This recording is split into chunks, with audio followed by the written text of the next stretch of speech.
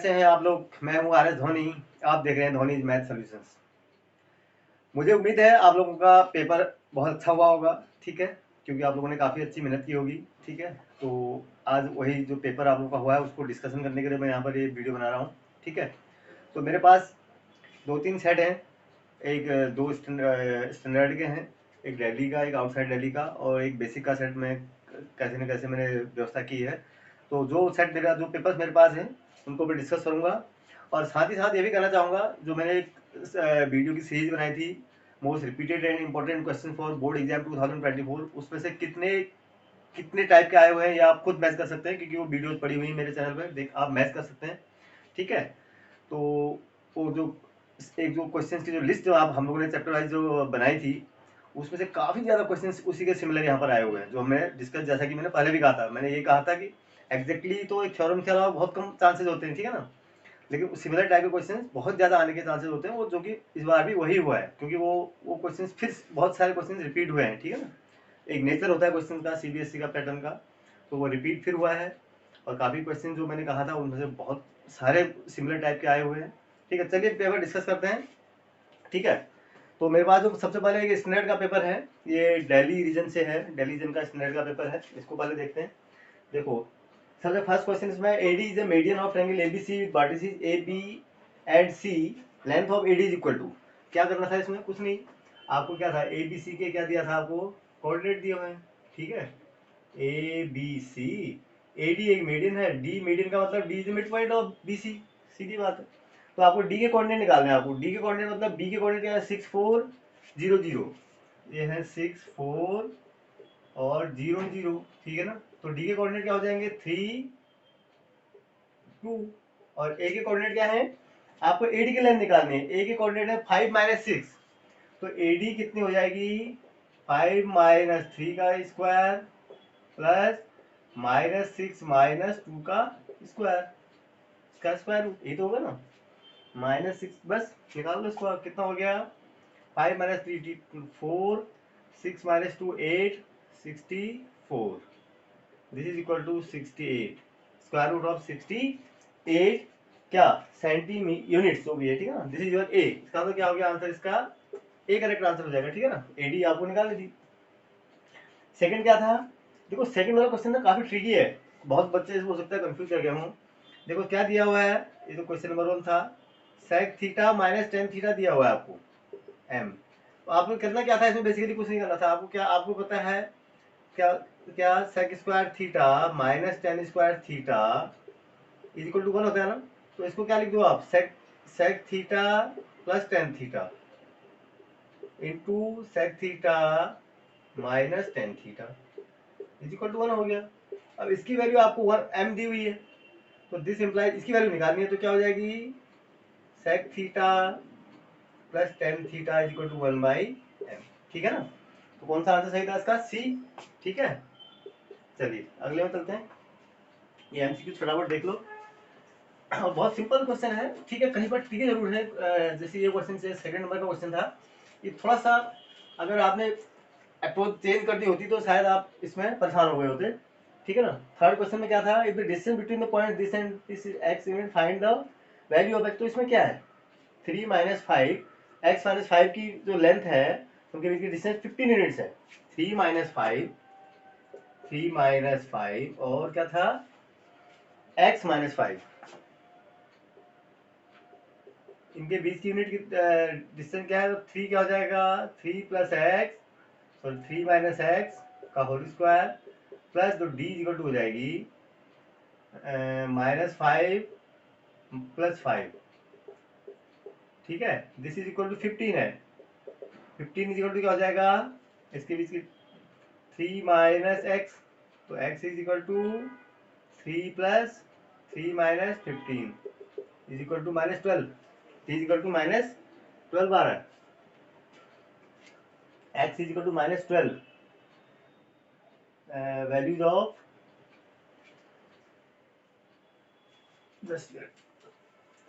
आप कैसे निकालोगे, d इक्वल टू जो 15 यूनिट्स आपको दी है, इट इज इक्वल टू क्या हो जाएगा, 3 - x का होल स्क्वायर, ठीक है, प्लस 5 -5 + 5 का होल स्क्वायर, ये आपका फॉर्मूला लग गया, ठीक है ना। अब आपने क्या करना था इसको, ये this is your square root of this, ठीक है। This implies 2 to 5 equal to क्या हो जाएगा, ये तो 0 हो गया आपका, तो 3 - x का होल स्क्वायर खोल दो आप, क्या हो जाएगा 9 + x स्क्वायर -6x, ठीक है ना। इसको आपको सॉल्व कर लो, तो x स्क्वायर -6x माइनस क्या हो गया 16, 216 इज इक्वल टू 0। तो इसका आपको क्या करना थे, फैक्टराइज कर लो, जो भी इसके फैक्टराइज आएंगे वो आपको रख लो, ठीक है ना। चलिए, जो भी आपके आ रहे होंगे, कितने आ रहे होंगे इसमें,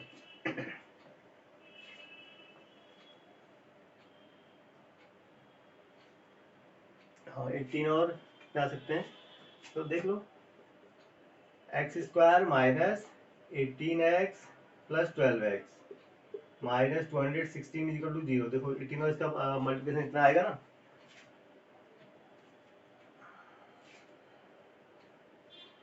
तो क्या हो गया, this implies x is equal to x -18 plus 12 common लिया, x -18 is equal to 0। This implies x is equal to 18 और -12 आएगा, ठीक है ना। 18 और -12 इसका करेक्ट आंसर हो जाएगा, 18 एंड -12 बी, ठीक है। ठीक, चलिए नेक्स्ट में चलें। फोर्थ में क्या है, ये तो बहुत आसान काम है, साइन इज इक्वल टू दिया है आपको, कॉट ए निकालना है। साइन ए सिंपल सा है, साइन इज इक्वल टू कितना दिया हुआ है 2/3, साइन इज इक्वल टू 2/3, तो ये कितना हो जाएगा, ये 9 - 2 9 - 4 5 √5 हो जाएगा, ठीक है ना।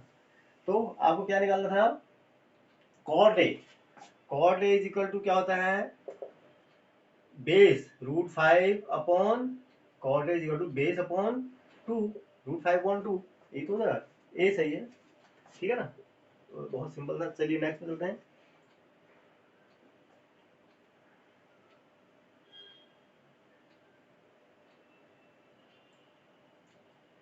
इन द गिवन फिगर, ग्राफ दिया हुआ है देखो, और उसमें क्या कहता है कि 2 लीनियर इक्वेशंस आर शोन, ठीक है ना। ये तो दिया विद यूनिक, अब इनमें आपको बताना है कि ये क्या है, यूनिक सॉल्यूशन है, consistent with infinite many solution है, इनकंसिस्टेंट है, या फिर inconsistent but can be made consistent by extending the these lines. अच्छा, ये बड़े देखो, बड़ा सोच समझ के ऑप्शन दिए हुए, आपको काफी कंफ्यूज किया गया है। अब ये दिया है कि दो the given figure, in the given figure graphs of 2 linear equations are given shown, ठीक है ना। The pair of the linear equations is, कैसे होंगे, कंसिस्टेंट विद यूनिक सॉल्यूशन, ठीक है, consistent with infinitely many solution, ये तो बी तो नहीं हो सकता, ठीक है ना, क्योंकि consistent with infinitely many solution तो तब होता है जब वो कोइंसाइड हो जाते हैं, जैसे आप एलिमिनेट ऐसे कर सकते हो, ठीक है ना, तो बी तो नहीं हो सकता। सी में देखो, इनकंसिस्टेंट, इनकंसिस्टेंट भी नहीं हो सकता क्योंकि पैरेलल नहीं है, ठीक है ना, पैरेलल नहीं है, ठीक है ना, ये भी, तो सी भी आपका नहीं हो सकता है। Inconsistent but can be made consistent by extending, नहीं, ये डी भी नहीं हो सकता। डी क्यों नहीं हो सकता, क्योंकि इनकंसिस्टेंट तो है नहीं ना, इनकंसिस्टेंट अगर होते हैं तो एक्सटेंड करोगे तब भी वो इनकंसिस्टेंट ही रहते हैं। तो कंसिस्टेंट विद यूनिक सॉल्यूशन क्यों, अब देखो इसमें क्या है, ये आपको जो लाइन दिख रही है ना, बेसिकली आपको दिख रही है, कट तो नहीं रही यहाँ पर, लेकिन अगर आप इनको एक्सटेंड करेंगे तो कहीं ना कहीं ये कट जाएंगे ऐसे, ठीक है ना। तो ये इनका पॉइंट ऑफ इंटरसेक्शन है, तो इसलिए क्या हो जाएगा, ये कंसिस्टेंट विद यूनिक सॉल्यूशन, यानी ए इसका करेक्ट आंसर, ठीक है। Next, the centre of a circle is this 20 if one end of diameter is 60, the other and is, ठीक है ना। एक क्या दिया हुआ है, सर्कल का सेंटर दिया हुआ है, एक सर्कल का सेंटर कितना है 20 है, और एक एंड पे कितना है डायमीटर 60, तो अदर निकालना है आपको, 60 है, तो इसको एक्स वाई मान लो आप, तो क्या हो जाएगा x + 6/2 is equal to 2, this implies x is equal to 6 - 4 2, ठीक है ना, और y + 0 divided by 2 is equal to 0, y + 0 divided by 2 is equal to 0, तो y इज इक्वल टू भी 0 हो गया, तो इसके जो कोऑर्डिनेट हो जाएंगे, क्या हो जाएंगे 2 0, ठीक है। 2 0 इज द करेक्ट आंसर। कहाँ है इसका? अच्छा कहीं कोई कैलकुलेशन मिस्टेक हुई है इसमें, सॉरी -2 होगा राइट, ये -2 0 is the correct answer right, ये -2 होगा यहाँ पर। तो कौन सा है? सी, सी इज द करेक्ट आंसर, ठीक है।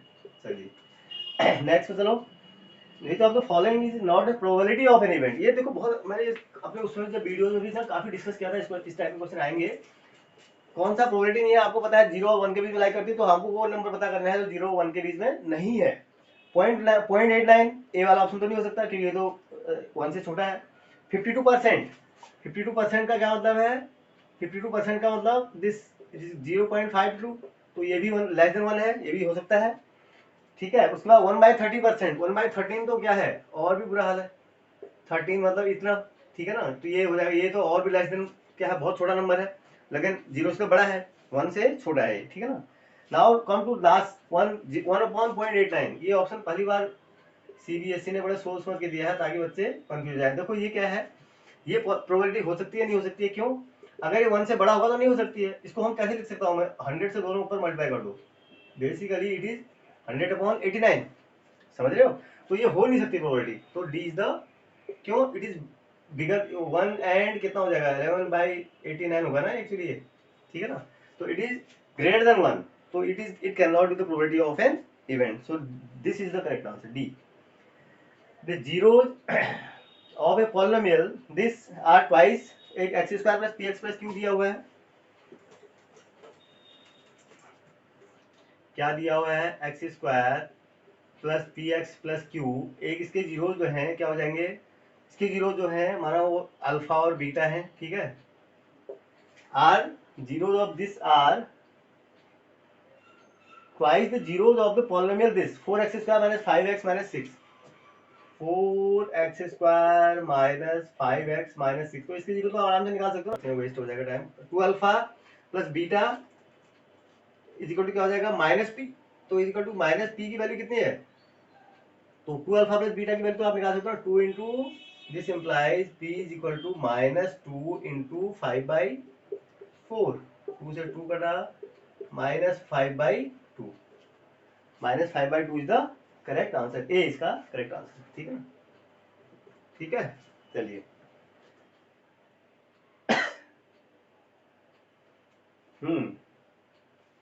The volume of A largest right circular cone that can be carved out of A cube, solid cube of S2। अब सबसे बड़ा कोन कितना काट सकते हो आप क्यूब से? इसका डायमीटर तो इतना ही होगा, ठीक है। तो रेडियस इक्वल टू जो उसकी एज है उसके हाफ हो जाएगी। क्यूब की एज कितनी है? 2 सेंटीमीटर, तो r इक्वल टू 1 हो गया सेंटीमीटर, ठीक है ना। r is equal to 1 centimetre, और हाइट कितनी कर सकते हो आप इसकी? हाइट जितनी उसकी क्यूब की हाइट वो है, लेंथ है, ठीक है ना, 2 सेंटीमीटर। तो वॉल्यूम निकाल लो आप इसका,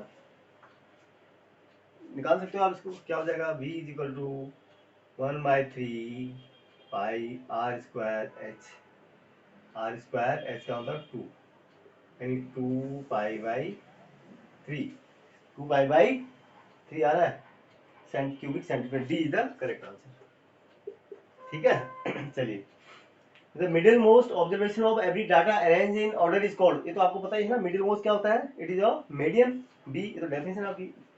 if roots of the quadratic equation this are 0 real and equal, then which of the following are true? अगर रियल और इक्वल होते तो क्या होता है हमारी कंडीशन?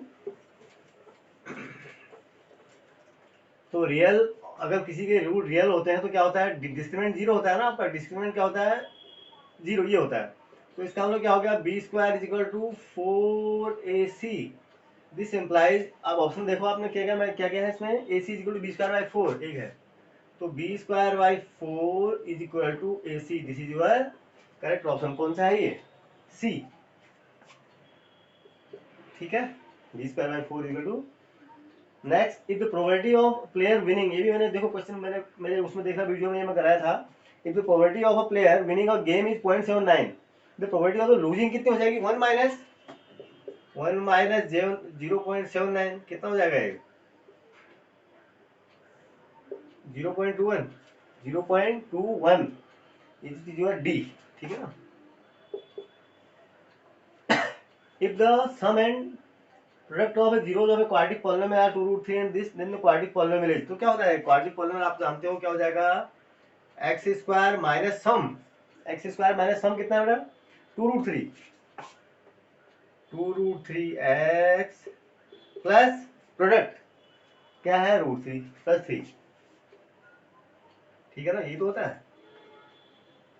तो इसको सॉल्व कर, ये क्या है x square minus 2 root 3 x plus 3, x square minus 2 root 3 x plus 3, x square minus 2 root 3, sum क्या है, if the sum and product of the zeros of a quadratic polynomial are 2 root 3 and 3 respectively, तो x square minus 2 root 3 plus 3 होगा, x square minus 2 root 3 plus 3, answer इसको कोई नहीं है, ऐसा नहीं होता। If the sum and product of the zeros of a quadratic polynomial are 2 root 3 and 3 respectively, ठीक है, तो x sum minus of this, ठीक है, minus of sum into minus of 2 root 3 x plus 3 होगा, तो ये हो जाएगा,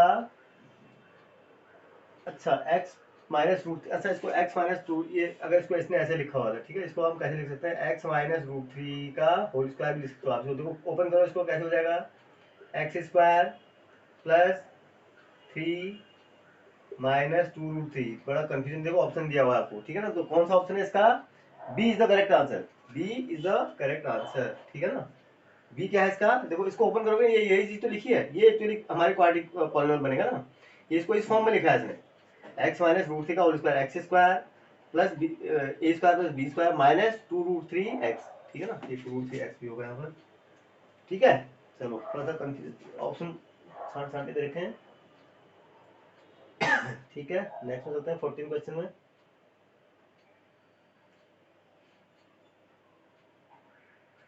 14 क्वेश्चन क्या है देखो, फॉर सम डाटा, ये जो क्वेश्चन है इसकी वैल्यू 0 आती है, आपको ये वैसे क्वेश्चन 9 का 9th में कोई है क्वेश्चन, 10th में तो ऐसा क्वेश्चन है नहीं कहीं, ठीक है ना, इसका ऑप्शन क्या था आपका, आंसर 0, आप क्वेश्चन पढ़ लेना, तो इसका ऑप्शन जो था वो क्या था, D, D was the correct option, ठीक है ना। और solid sphere is cut into two hemispheres, ठीक है, the ratio of the surface areas of sphere to the two hemisphere taken together is, अच्छा एक स्फीयर है, ठीक है, इसको दो पार्ट में काटा हमने, तो अगर इसका रेडियस, तो इसका भी वही था रेडियस, सपोज आर है सपोज, पर तो बड़े वाले पूरे रेडियस पूरे स्फीयर का जो एरिया होगा वो क्या होगा 4 पाई आर स्क्वायर, और इसका इनका इसका होगा एक का क्या हो जाएगा 2 pi are square plus R square 3 pi are square, 3 into 3 6 pi are square, ठीक है ना, इसके दोनों हेमिस्फीयर का जो सरफेस एरिया हो जाएगा 6 पाई आर स्क्वायर के बराबर हो जाएगा, तो आपको निकालना क्या था, ratio of the surface area of the sphere to that of the जी, तो क्या हो जाएगा 4 pi are square upon 6 pi are square, ठीक है ना, पाई आर स्क्वायर से काट गया 2 by 3 is equal to 2 ratio 3, कितना आंसर है 2 ratio 3, C is the correct answer, ठीक है। चलिए 16 में चलते हैं, if two positive integers P and Q, देखो बहुत बार ये पूछा गया है क्वेश्चन, बहुत बार बार बार आ रहा है, हर साल आता है क्वेश्चन ये वाला भी, P and Q can be express P is equal to 18 A square B 4, P is equal to क्या है 18 A square B 4, Q is equal to क्या है, क्यू इज इक्वल टू है 20 A Q B square, 20 A Q B square, ठीक है, where A and B are prime number, LCM निकालना है आपको, एलसीएम निकालने का क्या होता है आपको प्राइम फैक्टर्स है, तो एलसीएम पी क्यू क्या हो जाएगा आपका, देखो इनके इनके जो आप पहले 18 और 20 का एलसीएम कितना होगा आपको पता है, आप निकाल लो 2 इंटू 3 इंटू 3 हो जाएगा इसका, ठीक है, और इसको 2 इंटू 2 इंटू 5, ठीक है ना, तो 2 कितने बार आया 4 इंटू 3, 3 कितने बार आया 9 इंटू 5, 180 हो जाएगा इसका, ठीक है ना, 180 इसका एलसीएम हो जाएगा, ठीक है, तो 180 और इनमें ए क्यूब ए स्क्वायर, ए क्यूब लोग आप क्योंकि हायर पावर लेते ना, बी स्क्वायर दोनों में बी स्क्वायर है, तो ये आपका एलसीएम हो जाएगा 180, कितना है 180 A cube 180 a square B square, right. 180 a cube B square होगा, 180 a क्यूब बी फोर, अच्छा 18 a स्क्वायर बी फोर है, सॉरी ऊपर 18 a स्क्वायर बी फोर है, राइट। तो it is your B four हो जाएगा, राइट। तो कौन सा आंसर सही है आपका? D, D is the, D है ना, हाँ डी है ये यार, ठीक है। चलिए, nth term of an AP is this 7n plus 4 the common difference। देखो इसको मैंने बताया था ना, वो 7n tn, आपको an क्या दिया हुआ है? 7n plus 1, ठीक है, 7n plus 4। तो इसका सीधे भी निकाल सकते थे आप, क्या हो जाएगा common difference D equal to क्या होता है? Coefficient of n 7। अगर सीधे याद नहीं था तो क्या करते हैं आप, a1 यानी a इज इक्वल टू क्या हो जाता है? 7 प्लस 1 4 11, और a2 क्या हो जाता है? 7 14 प्लस 4 इज इक्वल टू 18। तो n इज इक्वल डी क्या हो जाता है? 18 माइनस 11 इज इक्वल टू 7। सीधे आप यहाँ पर निकाल सकते, इतना टाइम बच जाता आपका, ठीक है ना। तो कोफिशिएंट ऑफ n को हम क्या बोलते हैं? कॉमन डिफरेंस ना, तो सी इज द करेक्ट आंसर, ठीक है। चलिए एमसीक्यू थोड़ा देख लेते हैं। तो ये हो गया आपके 18 में आ जाओ। फ्रॉम द डाटा 147916, क्या है? 147916, ठीक है। 2125, 2125 ये डेटा दिया हुआ आपको। If all the even numbers are removed, then the probability of getting a random getting at random a prime number from the remaining is, all the even numbers are removed। तो even में हटा दो, 4 हटा दिया, 16 हटा दो, और क्या बचेगा? तो 1 7 9 20 और 25 बचेंगे फिर। तो कितने? 1 2 3 4 5, डिनोमिनेटर तो 5 आ गया। रैंडम प्राइम नंबर आपको, तो प्राइम नंबर कौन सा आपको? 1, ओनली 1 ही तो है, 9 प्राइम नहीं, ये नहीं है, तो 1 1/5। प्रोबेबिलिटी कितनी है बेटा आपकी? 1/5 इज द करेक्ट आंसर, ठीक है। चलिए अभी आ जाता है एसेशन रिजल्ट पे, ठीक है। तो जो 19th और 20th क्वेश्चन आपका, इसमें क्या होता है? आपको 4 ऑप्शन पता है ना कैसे जो करते हैं। ए का होता है आंसर आपका सही जब दोनों सही हो, ए और एसेशन भी ठीक है और रीजन भी करेक्टली उसको एक्सप्लेन कर रहा है, ठीक है, ट्रू है। और बी कब सही होता है? जब एसेशन आपका ट्रू है और रीजन भी ट्रू है, but reason is not correctly explaining, ठीक है, करेक्टली। और सी कब है? जब एसेशन आपका ट्रू है मगर रीजन फॉल्स है। और डी कब है? जब एसेशन आपका गलत है, सॉरी, ठीक है। तो 98 क्वेश्चन देखते हैं। 98 में क्या बोलता है? If the graph of a polynomial touches x-axis at only one point, then the polynomial cannot be the quadratic polynomial। ऐसा कहाँ होता है? अगर कोई ग्राफ अगर एक्स एक्स को एक ही पॉइंट पर टच करता है तो कहता है ये कभी भी क्वाड्रेटिक पॉलीनोमियल हो नहीं सकता। नहीं, ऐसा क्यों नहीं हो सकता? देखो ये एक ही पॉइंट पर टच कर रहा है, ये क्वाड्रेटिक पॉलीनोमियल का ग्राफ है। तो स्टेटमेंट इज क्या है आपका? एसेशन ही ठीक नहीं है तो गलत है, this assertion is false.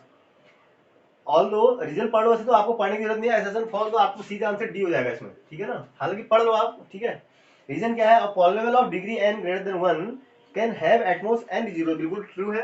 Reason आपका बिल्कुल ट्रू है, ठीक है ना, इसमें कोई गलती नहीं है। और डी आपका आंसर हो जाएगा because the assertion is false, ठीक है ना। ये कहता है क्वाड्रेटिक हो ही नहीं सकता, ठीक है, जबकि क्वाड्रेटिक पे क्या है?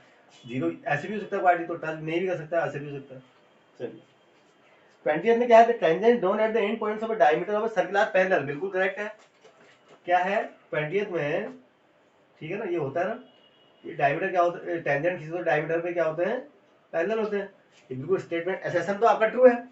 Now come to the diameter of circle is the longest chord. देखो एसेस रीजन भी सही है, रीजन भी सही है आपका, दोनों चीज सही है, मगर आपको आप डिसाइड करना है। यही सबसे बड़ा कंफ्यूजन होता है बच्चों को कि अगर रीजन भी सही हो, एसेशन भी सही हो, कि ये करेक्टली एक्सप्लेन कर रहा है या नहीं कर रहा है। अब देखो यहाँ पर इसको देखो, इसमें क्या हमारा डायमीटर अगर लॉन्गेस्ट कॉर्ड नहीं भी होगा तो हमको क्या फर्क पड़ता है? इससे कोई फर्क ही नहीं पड़ता हमारे को।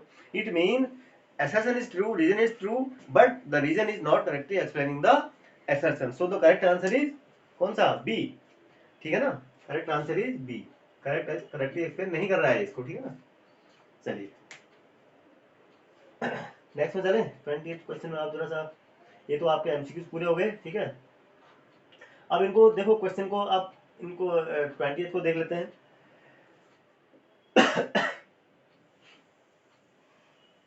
20 हो गए और 21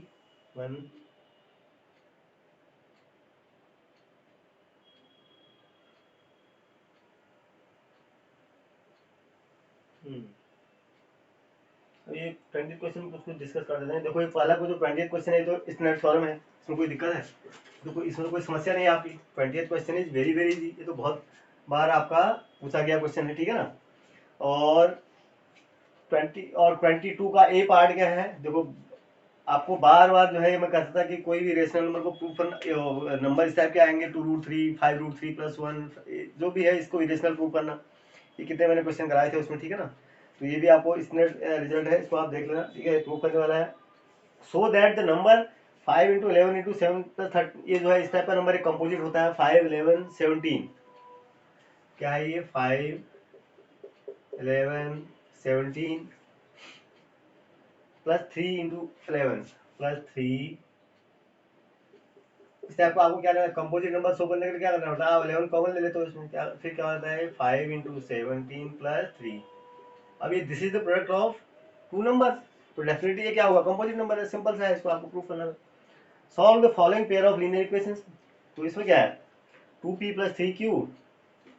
अभी आप कोई मेथड तो स्पेसिफाई की नहीं है, आपको मैंने बताया था, तो आपको कोई मेथड से आप अप्लाई कर सकते हैं। आप एलिमिनेशन मेथड कर सकते हो और सब्स्टिट्यूशन भी। 2p + 2q = 13, 2p + 3q = 13, ठीक है। और 5q - 4q, 5p - 4q = 5p - 4q = कितना है बेटा? -2, ठीक है। इसको सॉल्व करना है, तो क्या है इसमें आपको पी के आपको किसी के एक के क्वेश्चन को आप वेरीफाई कर लो, इसको 2 से मल्टीप्लाई कर दो, और या इसको 4 से, इसको 3 से ऐड कर दो, कितना हो जाएगा ये?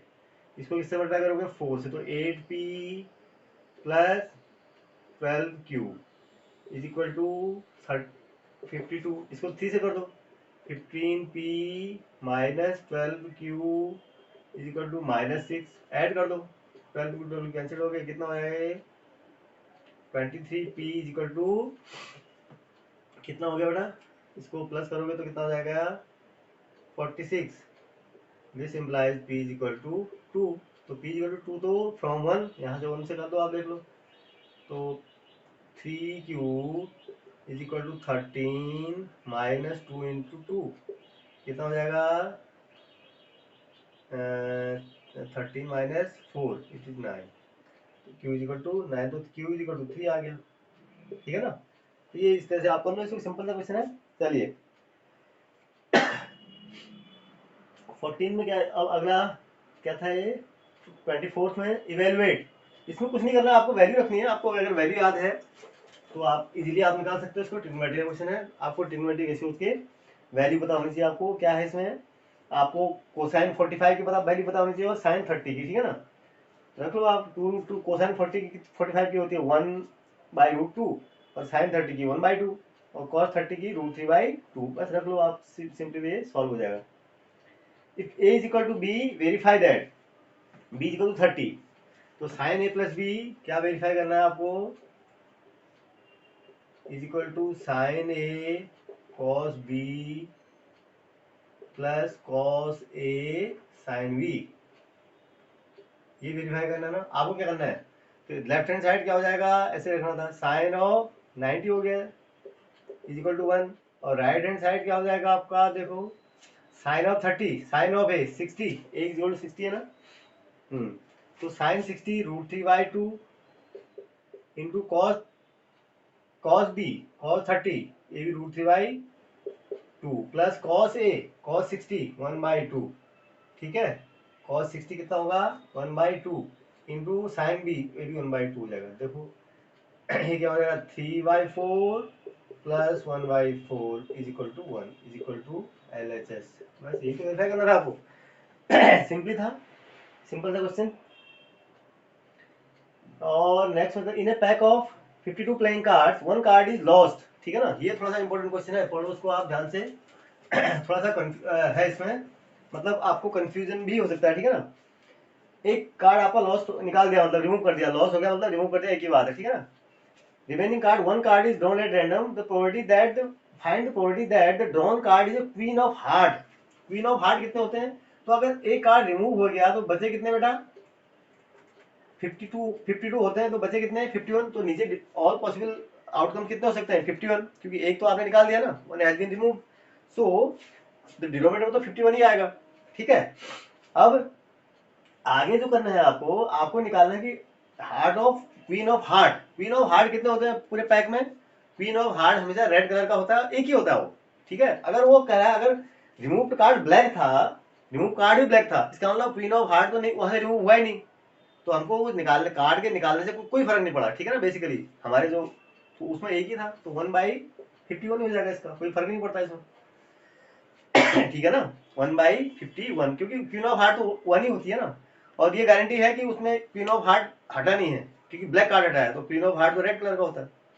ठीक है ना, तो 1/51 हो जाएगा इसका आंसर। ठीक है, प्रूव दैट, ये तो क्वेश्चन सेक्शन सी का tan θ1, ये तो बहुत थोड़ा सा लेंदी क्वेश्चन जरूर है। ठीक है, ये आप लोगों ने कर लिया होगा मुझे लगता है, लेंदी है क्वेश्चन थोड़ा सा, ये वाला 26 वाला। ठीक है, प्रूव करने वाला, in chemistry lab there is some quantity of 50% acid solution, ये क्वेश्चन बहुत सालों बाद आया है।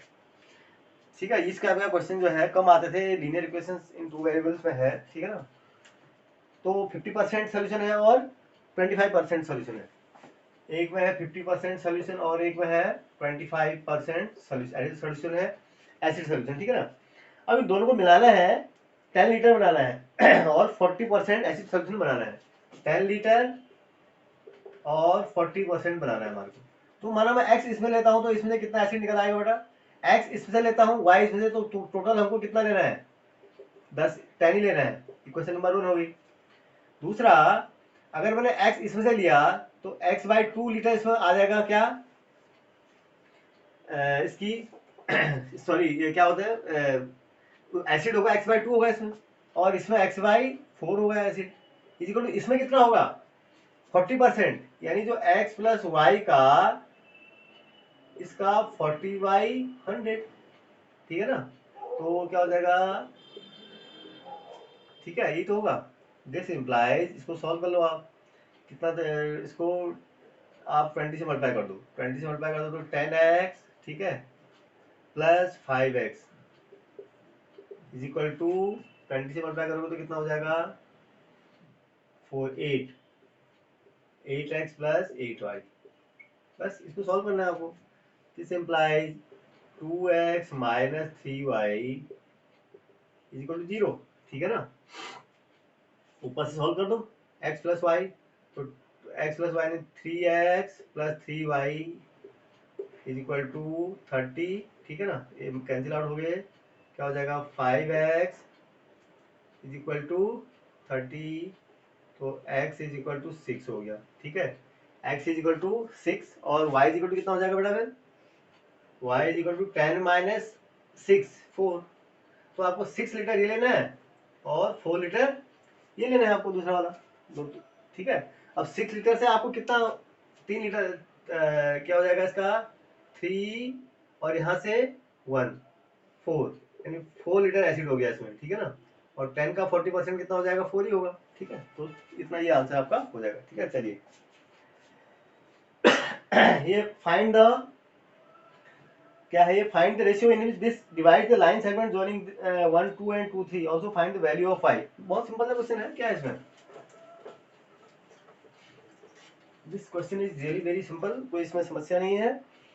Find the ratio in is the 0.85 क्या है, डिवाइड द जॉइन ऑफ 1 2 2 3, ये 1 2 है, ठीक है, ये 2 3 है, आपको निकालना है 8/5y है, सॉरी 8/5y। ठीक है ना, ये किस में डिवाइड कर रहा है, हमारा ये m और m/1 में डिवाइड करता है, क्या फर्क पड़ता है हमारे को, ले लो। तो अब अगर m/n में करता है तो क्या हो जाएगा, इसका x कोऑर्डिनेट को बराबर कर दो ना, क्यों, या y, आपको y निकालना है ना, y कोऑर्डिनेट आपको निकालना क्या बेसिकली, y को आप y को ले लो, तो क्या हो जाएगा m into 3 plus 1 into 2 divided by m plus 1 is equal to y हो जाएगा। ठीक है ना, बस। अच्छा, और क्या निकालना था इसमें, divide the line segment 1 2 and 2 3 also find the value of y। अच्छा पहले तो आपको रेशियो निकालना है सर। पहले आप रेशियो निकालो, फिर उसके बाद आपका आराम से निकल जाएगा। पहले रेशियो निकालोगे तो कैसे, x कोऑर्डिनेट लो आप। x कोऑर्डिनेट निकालने के लिए क्या हो जाएगा आपका, m into 2 plus 1 into 1 divided by m plus 1 is equal to 8/5। यहाँ से सिर्फ आप m की वैल्यू निकल जाएगी आपकी, ठीक है ना, m की वैल्यू निकल जाएगी तो y की वैल्यू अपने आप निकल जाएगी, ठीक है। चलिए, और वाला पार्ट में ABCD is a rectangle formed by the points this and these are the midpoints of the side so that the diagonals of the quadrilateral figure are bisected। तो बेटा कोऑर्डिनेट का सवाल है तो कोई मुश्किल काम नहीं है, ठीक है ना। एक रेक्टेंगल है, इसके कोऑर्डिनेट दिए हुए हैं आपको, आपको दिखाना है इसके कोऑर्डिनेट डायगोनल बाइसेक्ट करते हैं, नहीं इसके कोऑर्डिनेट इसके डायगोनल बाइसेक्ट नहीं करते हैं। ABCD so that the diagonals of the quadrilateral PQRS are। अच्छा ये इसके देखो इसमें क्या है, एक आपको रेक्टेंगल दिया हुआ है, ठीक है, इसके कोऑर्डिनेट दिए हुए हैं आपको, मिड पॉइंट के कोऑर्डिनेट तो आप निकाल सकते हो ना सबके, बात समझ रहे हो। आपको ABCD ये PQRS है, ये PQRS, इसके डायगोनल आपको ये दिखाना है आपको, ठीक है ना। ये आपको शो करना है कि ये क्या करते हैं बाइसेक्ट ईच अदर, ठीक है ना। ये बाइसेक्ट ईच अदर का मतलब क्या हो गया कि आप ये शो कर दो कि इसके कोऑर्डिनेट जो है, आप कर लोगे ना इसको आराम से, कोई दिक्कत थोड़ी ना इसमें, लेंदी है थोड़ा सा कैलकुलेशन है इसमें, ठीक है ना। पहले ABCD के कोऑर्डिनेट दिए हैं आपको, इसके कोऑर्डिनेट निकालो P के, Q के, R के, S के, ठीक है ना, फिर तो आप आराम से कर ही लोगे। चलिए 28 29 में चलें।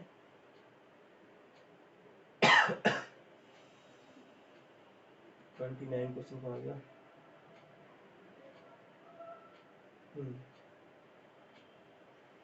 29 में क्या है, a wooden toy is made by scooping out a hemisphere of same radius, ठीक है, as of cylinder from each end of a wooden solid cylinder. If the height of the cylinder is 20 cm and its base of radius is of radius 7 cm, find the total surface area of the toy. A wooden toy is made by scooping out a hemisphere of same radius as of cylinder from each end of a wooden cylinder।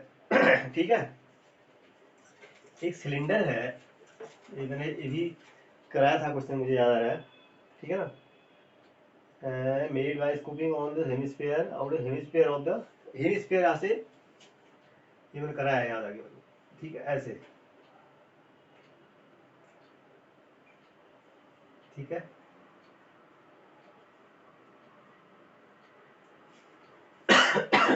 तो आपको surface area निकालना है क्या भाई, curve surface area तो कुछ छेड़ा नहीं आपने, उसके अलावा दोनों हेमिस्फीयर का कर्व सरफेस एरिया आपको ऐड करना है दोनों में, ठीक है ना, यानी एक स्फीयर का कर्व सरफेस एरिया ऐड हो जाएगा, ठीक है। चलिए, और next, in teachers workshop the number of teachers teaching French. अच्छा ये इसका देखो आपका रियल नंबर से आया है, फिर चैप्टर नंबर 1 से एलसीएम वाला है। तो इसमें कितने थे बेटा, teachers teaching French Hindi and English are 48 80 and 144। तो 48 80 एंड 144 थे, ठीक है ना। If find the minimum number of rooms required in each room, the same number of teachers are seated and all of them are of the same subject। तो आपको यानी maximum teachers एक room में आपको सेट करने पड़ेंगे, ठीक है ना। तो उसके लिए आपको किसका एचसीएफ निकालना पड़ेगा, क्या निकालना पड़ेगा, एचसीएफ ऑफ दिस। ठीक है, एक रूम में कितने टीचर हो सकते हैं, ये आपको इसका एचसीएफ निकालो। एचसीएफ कैसे निकालोगे, तो मेरे ख्याल से कितना हो जाएगा, 16 हो जाएगा, ठीक है ना।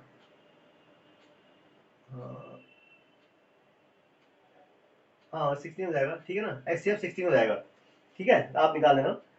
उसके बाद आपको निकालना है कि आपको फाइंड द इस number of teachers are seated in all the room, find the number of minimum number. Minimum number निकालने का मतलब हमें मैक्सिमम टीचर एक कम रूम में आपको सीट करने पड़ेंगे, और मैक्सिमम भी आपको लेकिन सेम सब्जेक्ट के एक ही साथ होने हैं। तो मैक्सिमम इनका एचसीएफ के बराबर में एक रूम में टीचर्स को सीटेड कर सकते हैं। तो नंबर ऑफ रूम जो आपके हो जाएंगे, क्या हो जाएंगे आपके, भाई एक रूम में इतने टीचर आ सकते हैं। तो आपको जो पहले सब्जेक्ट था उसमें कितने 3 16 upon 48 upon 16 80 upon 65 plus 144 upon 16 is equal to 9, ठीक है ना। तो ये कितना हो जाएगा, 18 रूम्स आपको चाहिए इसमें, ठीक है ना, कैलकुलेट कर लेना आप लोग, ठीक है ना, ऑल ऑफ देम आर, ठीक है। ये 13 फर्स्ट का फर्स्ट, ये तो स्टैंडर्ड क्वेश्चन है, देखो कोई दिक्कत नहीं है इसमें।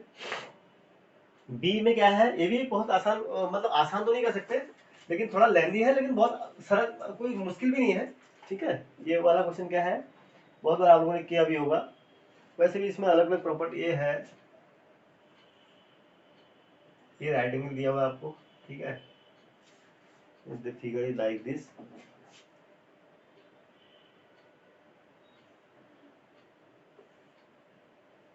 ऐसे पूछा है, ठीक है ना, ये राइट एंगल है आपका। तो आपको क्या करना था, ये स्क्वायर शो करना पड़ता पहले। ठीक है, और ये आप स्क्वायर शो करोगे, ठीक है, तो आपको आसानी से इसको निकाल सकते हो आप।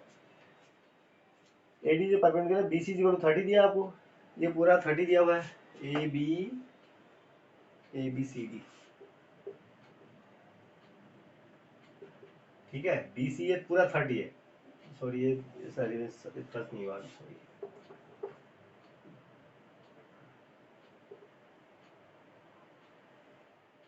ठीक है, बी सी 30 है, तो ये सबको मिला दो ऐसे।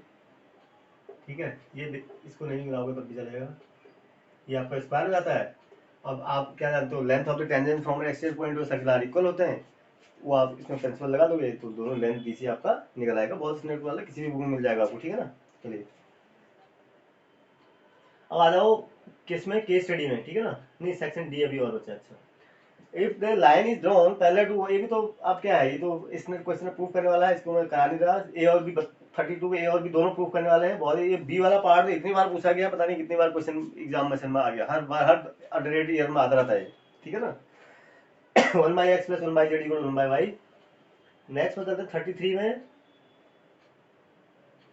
from the top of a building 60 meter high, the angle of depression of the top of a and bottom of a vertical lamp post are observed to be 30 degree and 60 degree। ठीक है ना, find the horizontal distance between the building and the lamp post. ये भी उसका question है, बहुत कोई मुश्किल नहीं है, इसको आप आराम से कर लेना, बहुत लंबा क्वेश्चन है। ठीक है, इसको आप मिला लो। नेक्स्ट में चलें, the sum of the first 8 term of an AP, first and 8 term of an AP 32 and their product is 60। तो क्या है,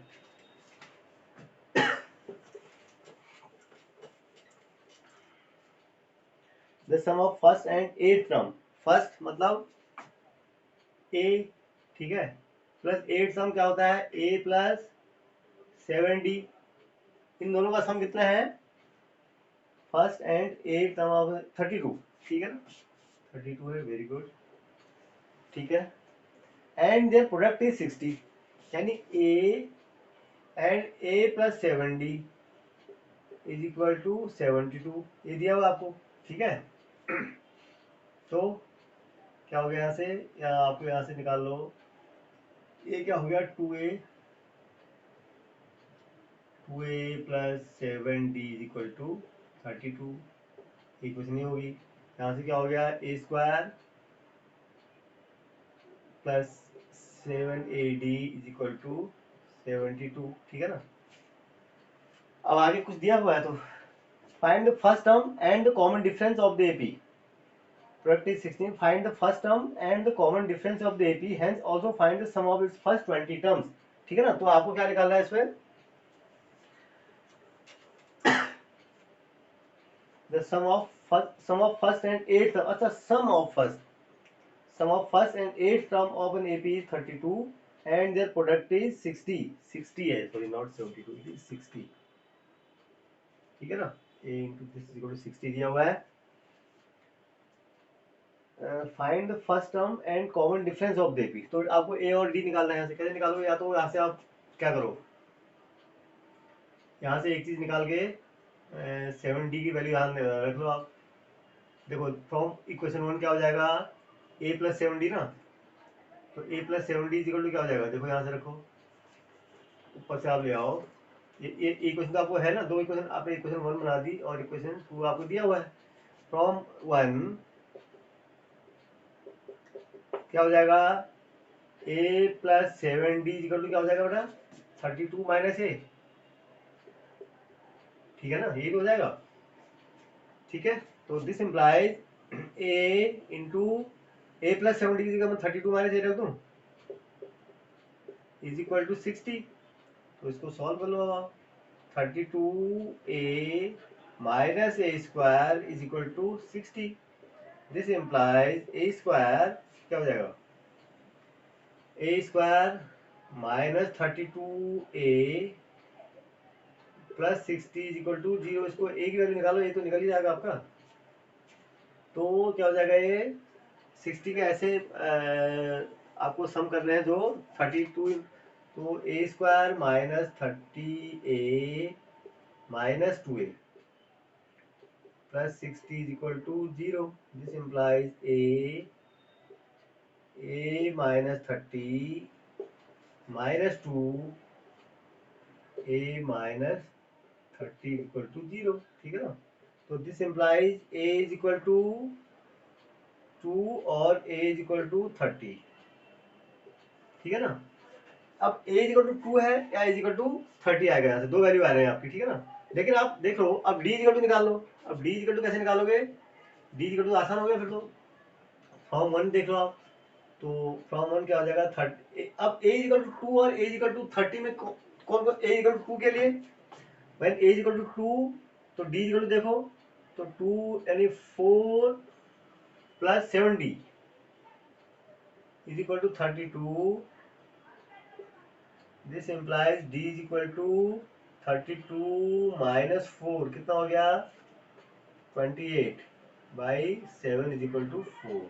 तो व्हेन इसमें क्या आ गया, a इज इक्वल टू 2 और d इज इक्वल टू 4 आ रहा है एक तो वैल्यू। ठीक है ना।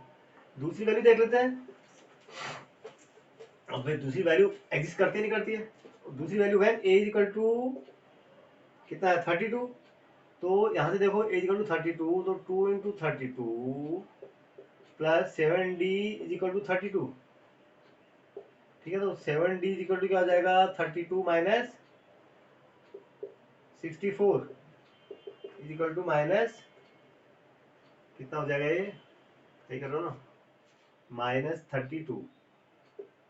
ठीक है। तो d is equal to minus 32 by 7। तो ये भी आपकी वैल्यू पॉसिबल है, d को नेगेटिव हो भी सकता है। ठीक है ना। देख लो कि इसका प्रोडक्ट दूसरी इक्वेशन में सेटिस्फाई कर रहा है नहीं कर रहा है।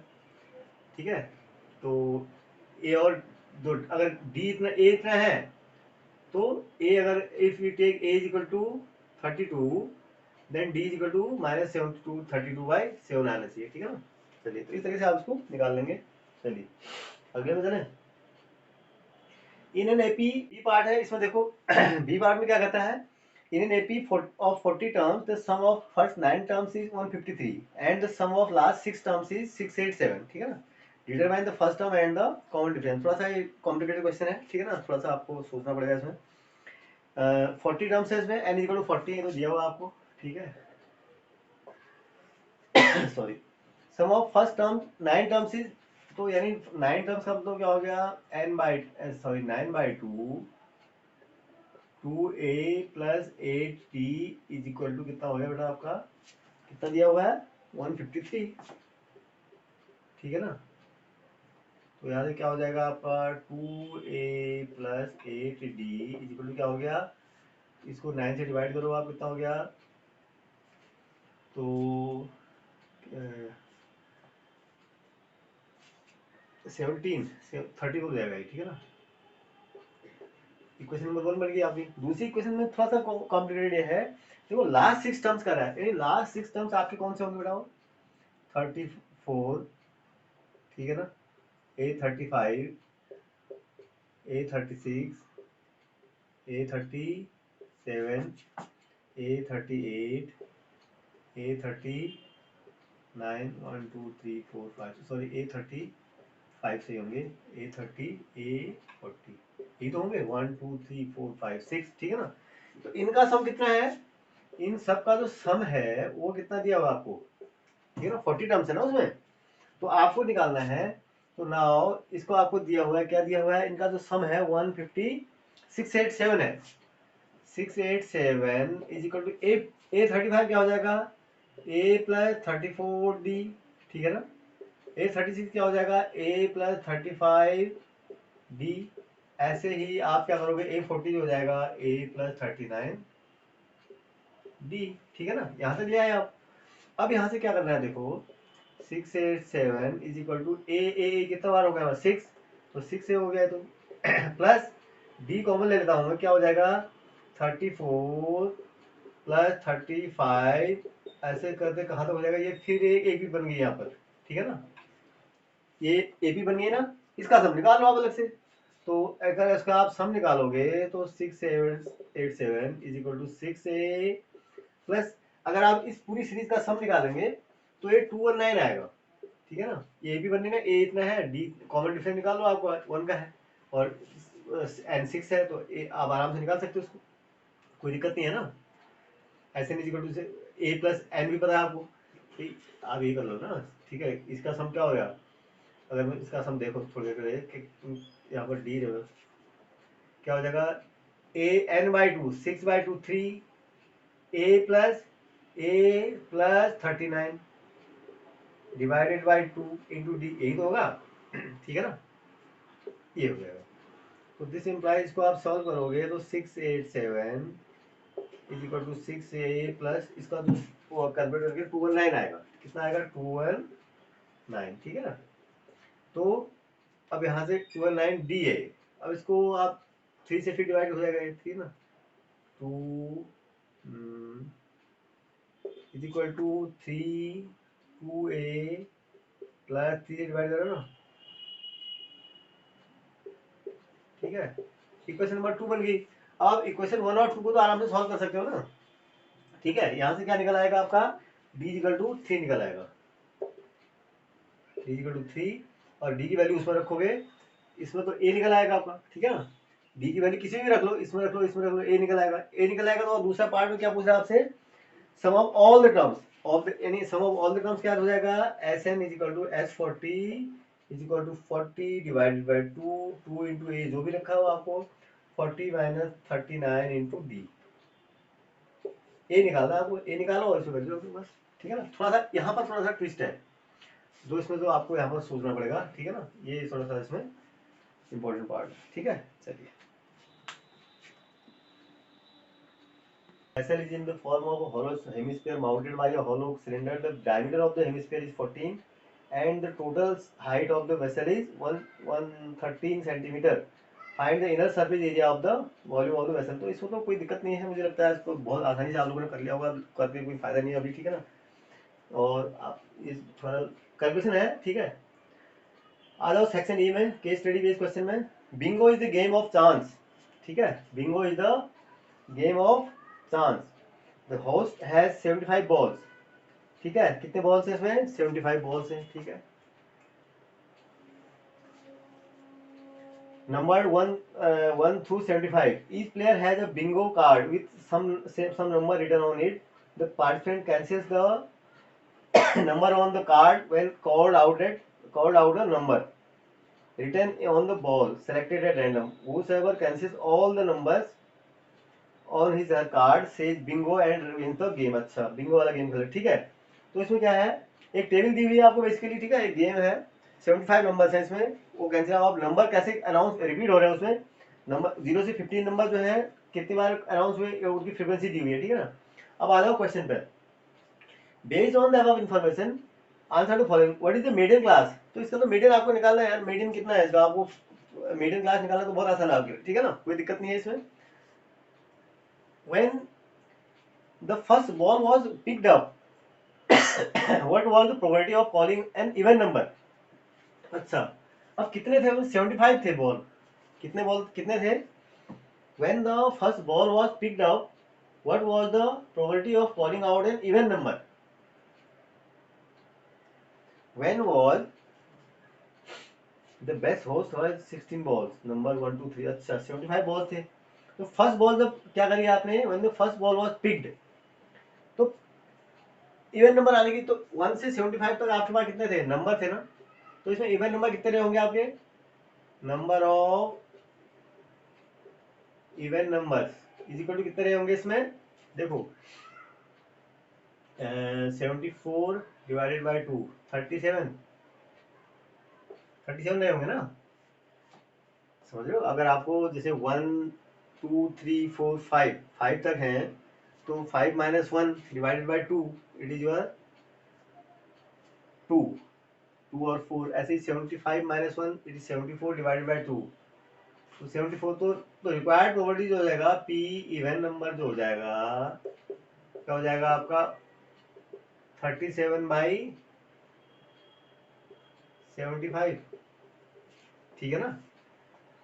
When the first ball was picked up, what was the probability of calling out an even number? तो 37/75 हो जाएगी, ठीक है, ये तो होगा, और क्या होगा। चलिए, find the median of the data, median निकालो आप, मोड ऑफ द डेटा, ये आप बहुत आसानी से निकाल सकते हो, ठीक है। चलिए 30, नेक्स्ट में चले।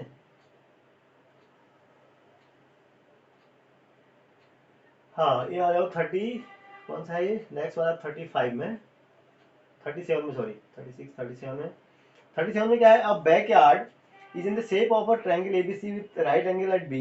AB is equal to 7 meter, BC is equal to 15 meter. A circular pit was digged inside the it such that it touches all the walls AC and BC. तो एक फिगर दे रखा है आपको, ठीक है, इससे क्या निकालना है आपको इसमें, तो क्वेश्चन को आप पढ़ा होगा आपने, क्या निकालना था, find the length of the AR. ये तो बहुत क्वेश्चन मुश्किल नहीं है, ठीक है, एक ये है, इसमें कैसे निकालते हैं आप इसको,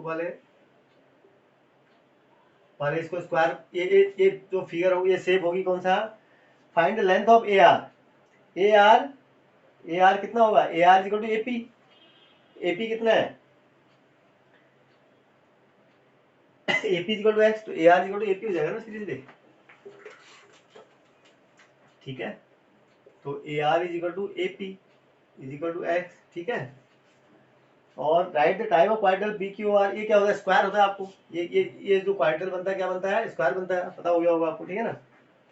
और find the length of PC, PC, PC in terms of x and hence find the value of x, तो ये तो आप बहुत आसानी से निकाल लोगे इसको, फाइंड द एक्स है। अब इसको देखो, एक चीज और है इसमें ना, अगर आपको निकाल, ये साइड, पहले इस साइड की लाइन निकाली होती है आपको, ठीक है, फिर इनको ज्वाइन करो आप, ठीक है, इनको अगर आप, ठीक है, तो सर्किल के सब का क्वेश्चन है, ठीक है, तो बहुत मुझे लगता है इसमें कोई आपको कोई मुश्किल आई होंगी, ठीक है। चलिए अगले में चलते हैं। 38 क्वेश्चन में आ जाओ, बहुत आसान आसान क्वेश्चन है, कोई दिक्कत नहीं है, आप डिस्कस, आप कितना आपका करके आए हैं, ठीक है, वो आपको पता होगा। और rectangular floor area can be completely tiled with 20 square tiles, ठीक है ना। अच्छा, इक्वालिटी इक्वेशन का क्वेश्चन है बेसिकली, ठीक है ना। और if the side length of each side tile is increased by 1 unit, it would take only 128 tiles to cover the floor. तो अच्छा, assuming that पहले कितनी लगती है 200, पहले किसी एरिया को कवर करने में उसको 200 टाइल लगती थी, ठीक है ना, और फिर कितनी लगी, अगर उन्होंने हर एक टाइल की लेंथ उन्होंने बढ़ा दी 1 यूनिट, तो इसको 128 लगी फिर उसको कवर करने में, ठीक है ना, एरिया बढ़ गया ना। तो अब assuming the original length of, अगर इसकी एक, माना एक टाइल की लेंथ, सपोज इसका जो साइड स्क्वायर है ना, तो एक्स है, तो एक का एरिया कितना हो जाएगा एक्स स्क्वायर, तो 200 का कितना हो जाएगा 200 एक्स स्क्वायर, इतना एरिया है इसका अंदर ओरिजिनली। अब आपने क्या किया, एक्स के बजाय, सॉरी, एक्स के बजाय आपने क्या कर दिया, आप जो टाइल ली आपने वो बड़ी ली थोड़ी, x+1 कर दी इसको, तो अब ये एरिया x+1 का स्क्वायर हो जाएगा x, ठीक है, एक का एरिया इतना, और लगी कितनी आपकी 128, तो this area should be equal to what, area तो दोनों बराबर है ना, बस निकल तो गया, यहां से आप इक्वेशन बना लो, ठीक है। Solve the quadratic equation by x using the fact, आपको ए बी सारे कोई दिक्कत नहीं है इसमें, right the corresponding quadratic equation in standard form, इसको तो आप सिंपलीफाई करोगे तो एक क्वाड्रेटिक इक्वेशन मिल जाएगी आपको, ठीक है ना। ये ए स्क्वायर 200 एक्स स्क्वायर, ठीक है, मिल जाएगी, ठीक है ना। चलिए सॉल्व क्वाड्रेटिक इक्वेशन, फिर आपको ये सॉल्व करना था, दुनिया भर की चीजें इसमें आपको करनी थी, ठीक है। तो ये आपका एक पेपर स्टैंडर्ड का हो गया, अब एक पेपर बेसिक का देख, बेसिक का भी एक पेपर है, ठीक है, सेट मेरे पास आया हुआ है, ऐसी मैंने व्यवस्था की है, तो उसको एक डिस्कस कर लेते हैं, बेसिक का, ठीक है, एक स्टैंडर्ड का तो हो गया, बेसिक का एक, अगर टाइम बचेगा तो एक स्टैंडर्ड का और डिस्कस कर देंगे, ठीक है।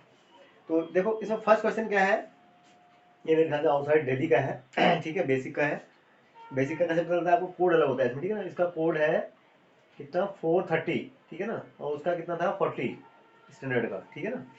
तो देखो in the given figure tangent P और पी भी दिए हुए हैं, two tangent adjacent measure of angle P A B पूछ रहा है आपको। पी ए बी कितना होता है बेटा, पी ए बी कैसे निकालोगे,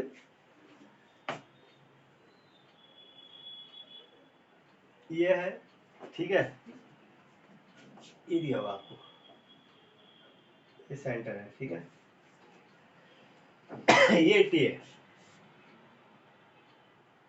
ठीक है, ये आपको पी ए बी, ये एंगल निकालना है आपको, कैसे निकालोगे, ये देखो कैसे निकालते हो आप, ये एंगल 180 होता है, तो ये एंगल कितना होता है आपका, वन कितना हो जाएगा ये 180 minus 80 is equal to 100 degree.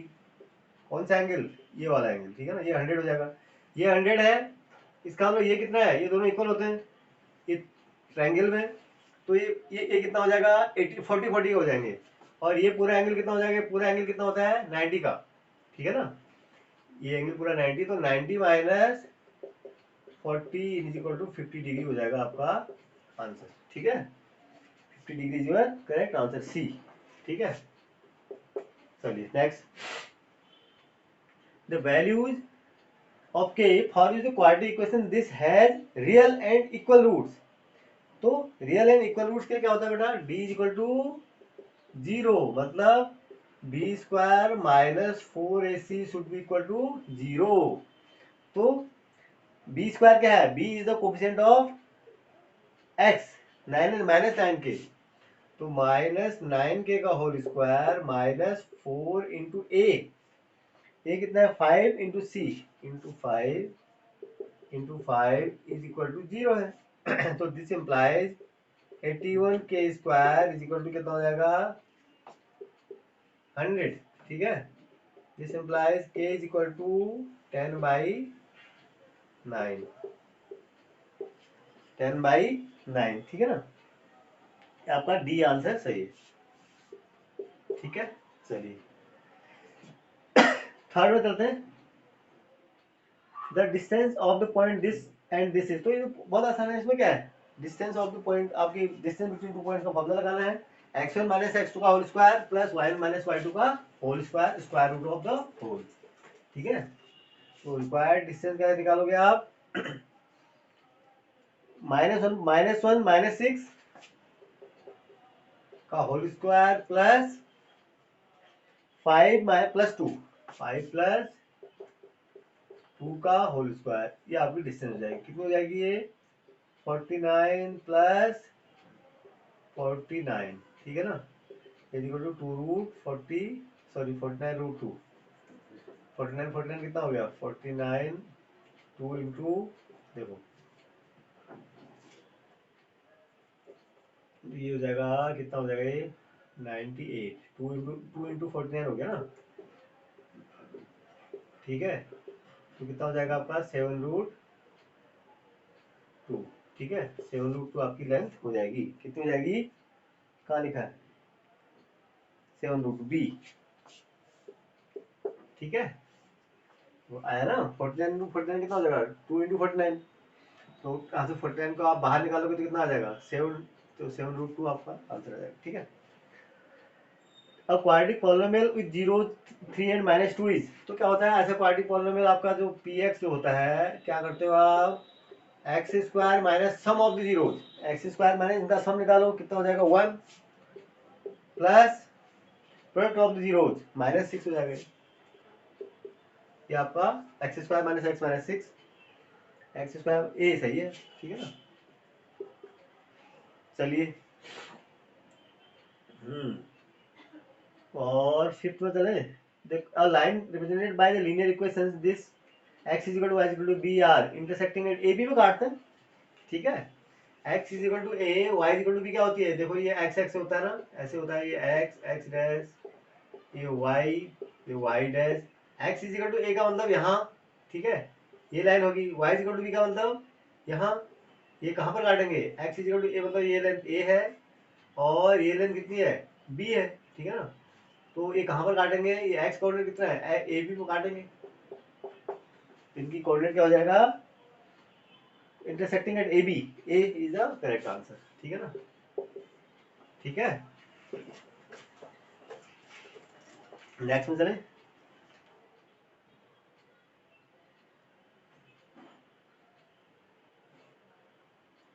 6 में चलते हैं। If the line drawn in the given figure D is parallel to B C, AD is equal to 2.8, BD is equal to this, AC is equal to this, then the value of X is, तो इसमें क्या है आपको कौन सी लगानी है, BPT लगानी है इसमें, ठीक है ना। क्या है इसमें, AD upon DB, AD upon DB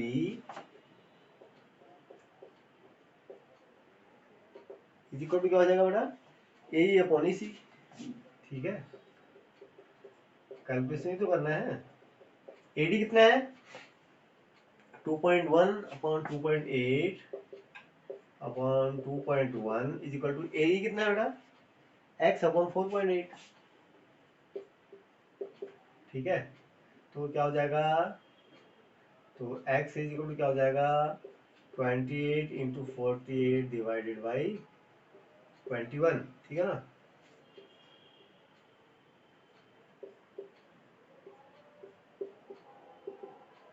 sixty four sorry, 4.8 है, ठीक है ना। तो ये हो जाएगा 6.4 हो जाएगा, ठीक है ना, 6.4 सी, ठीक है। चलिए, in the right angle triangle ABC angle is equal to 90 degree, AB is equal to AC, the value of angle sine C. देखो सिर्फ राइट एंगल ट्रायंगल है और दो साइड बराबर भी हैं, ए बी पर राइट एंगल है ना, angle A is equal to 90, sorry, this is A and B, ठीक है। और AC AB is equal to AC दिया हुआ है, तो since AB is equal to AC है, इसका मतलब क्या हो गया, ये एंगल इज इक्वल टू ये एंगल, इसका मतलब 45 डिग्री है, ठीक है ना। तो साइन ऑफ 45 डिग्री निकालना है आपको, कितना हो जाएगा, 1/√2, कितना हो जाएगा, 1/√2 साइन सी, साइन ऑफ √2, ठीक है ना, sine of 45 it is 1/√2, D is the correct answer, ठीक है। चलिए नेक्स्ट, 8 में चलते हैं। The die thrown one, the probability of getting a number less than 6 is, भाई तो टोटल नंबर ऑफ आउटकम तो 6 हो जाएंगे, ठीक है। अब जो अब probability of getting a number less than 6, less than 6 मतलब 6 से छोटे कौन से आ सकते हैं, 1 आ सकता है, 2 3 4 और 5, तो कितने हो जाएंगे, 5/6 is the correct answer, 5/6 year, कौन सा आंसर है आपका, बी, ठीक है ना। चलिए नेक्स्ट में चलते हैं। 9 में चलो, from an action point P a tangent P is drawn to a circle, the number of tangent through P parallel to PA is, अच्छा इसको थोड़ा ध्यान से देखो, PA is drawn, PA क्या करता है, from an action point P of tangent PA is drawn to a circle, the number of tangents through P parallel to PA, ठीक है, number of tangent through P, ठीक है, पूछ रहा है, the number of tangent through P parallel to PA, PA के parallel कोई tangent हो सकते हैं। देखो एक सर्कल से आप जानते हो, एक पॉइंट से एक्सेल पॉइंट से किसी सर्कल में दो ही टेंजेंट खींचे जाते हैं और दोनों की लाइन बराबर होती है, वो इस टाइप से होते हैं, ठीक है ना। इसके पैरेलल तो कोई टेंजेंट होता ही नहीं है, ठीक है, तो कितने हो गए, 0, D is the correct answer, ठीक है ना। कौन सा आंसर इसका, डी, खींच नहीं सकते ना, पैरेलल कहाँ से खींचेंगे, ये कभी पैरेलल होंगे नहीं, ठीक है, एक ही टेंजेंट खींच सकते हो आप, पैरेलल कभी खींच नहीं पाऊंगा, ठीक है। चलिए, if the volume of a sphere is this, then the radius of the sphere is, तो क्या है इसमें यार, बहुत सिंपल क्वेश्चन है ना। कैलकुलेशन थोड़ा सा आपको करना पड़ेगा, क्या हो जाएगा, 4/3 πr³ इज इक्वल टू, दिया क्या है, 11/21, ठीक है। तो आपका 4/3 into 22/7 into r³ equal to 11/21, काट लो जो करना है, 7 से ये कट गया, ठीक है, 11 से 2 और 3 से 3 कैंसिल हो गया, तो 8r³ is equal to 1, r³ is equal to, तो r इज इक्वल टू 1/2 आ गया, 0.5, 0.5 है सी।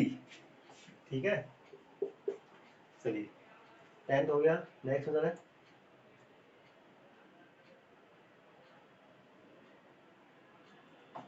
11th में। In the given figure, graph of polynomial px is shown. The number of zeros of the cubic polynomial, the polynomial fx is कितने, x x को कितने point पर काट रहा है, x x को 2 पॉइंट पर काट रहा है, तो इसका मतलब 2 ही जीरो होंगे। x x को 2 ही पॉइंट पर काट रहा है ना, देख लो आप, तो number of zero equal to 2 हो जाएंगे, तो आंसर क्या हो जाएगा इसका डी। ठीक है ना, 2 जीरो होंगे इसके। In the given figure, two concentric circles of radii 5 and 3 cm have their center as O. O is a sector, ठीक है, of angle 60 degree. While OCD is the sector of smaller circle, ठीक है, और the area of the shaded region is, तो क्या है, एक का 5 है, एक का 3 है। तो आपका जो एरिया हो जाएगा, रिक्वायर्ड एरिया जो निकालना है आपको, क्या हो जाएगा, वो बेसिकली क्या होता है, अगर आप पूरे सर्कल का बाहर पहले सेक्टर का निकालोगे तो क्या हो जाएगा, पाई आर स्क्वायर, 5 का square into 60 degree divided by 360 degree. इसमें से पाई, कौन से छोटे वाले सर्कल का निकाल लो, पहले बड़े वाले का 5 था, छोटे वाले का 3 ना, इंटू पाई 3 का स्क्वायर, सॉरी स्क्वायर होगा, इंटू 60 डिग्री डिवाइडेड बाई 360। बस आपको क्या, ये तो चीज कॉमन है ना, तो पाई इंटू 60 इंटू अपॉन 360, इसको तो ऐसे ही रहने दो, ठीक है, इसको कॉमन ले लो, तो क्या हो जाएगा, 5 का स्क्वायर माइनस 3 का स्क्वायर कितना हो जाएगा, 25 माइनस 9 16, कितना हो जाएगा ये 16। ठीक है, तो ये से काट लो, आपको पाई में लिखना है आंसर, हाँ पाई में लिखना है, ठीक है। तो आपको काट लो आप, तो 2 3 जा 2 8 जा 8 पाई/3 सेंटीमीटर स्क्वायर, सॉरी, ठीक है, सेंटीमीटर 8 पाई/3 है कोई बी। ठीक है, if the mean and median of A data 10 and 10 है, the mode of the data, जो रिलेशन है वो निकालो फटाफट। आपको रिलेशन के बीच में तो मीन मोड और मीडियन का रिलेशन बताया ना, बस वो रखना था और निकालना था, आंसर जो भी आएगा आपको देख लो, ठीक है ना। चलिए 14 में चलते हैं। The two fair coins are tossed. The probability of getting two heads is, तो भाई देखो कितने आते हैं, H H H T T H और टी टी, ये आउटकम होते हैं। आपको टू हेड्स चाहिए, टू हेड्स एक ही तो होगा 1/4, फिर टू हेड्स तो 1 बाई एक ही होगा ना। The probability of getting two heads is 1/4, it is C your answer. ठीक है, cos a इक्वल टू दिस, tan a equal to cos a equal to this, ये दिया हुआ है आपको 1/2। ठीक है, tan a निकालना है, देखो ऐसे करो, ये राइट एंगल है, ये a है, ठीक है, cos इक्वल टू क्या होता है, बेस अपॉन परपेंडिकुलर 1/2, तो ये हो जाएगा 4 - 1 3। ठीक है, तो tan of a equal to perpendicular √3/1 is equal to √3। देखो एक तरीके से तो आप ऐसे ऐसे भी निकाल सकते थे, बी आंसर है इसका। ठीक है ना, दूसरा तरीका क्या था, ऐसे भी निकाल सकते थे इसको, cos a is equal to 1/2 है, इसका मतलब cos a is equal to cos of, cos के किस एंगल का वैल्यू 1/2 होती है, it is your cos of 60 degree की। ठीक है ना, तो this implies a is equal to 60 हो गया, सिंपली सी। तो this implies tan of 60 is equal to क्या हो जाएगा बेटा, इज इक्वल टू √3। बस यहां से भी ऐसे भी निकाल सकते हैं आप। ठीक है, चलिए, from a solid cube of side 14 cm, a sphere of maximum diameter is carved out, the radius of the sphere is, cube से एक स्फीयर निकाला, एक क्यूब, तो उसकी स्फीयर की रेडियस कितना हो जाएगा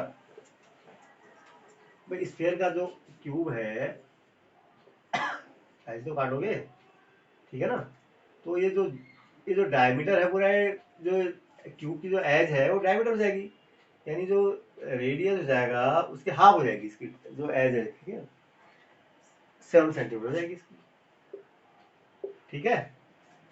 क्या निकालना था आपको, रेडियस ऑफ स्पेयर 7 सेंटीमीटर, ए सही है, ठीक है। चलिए,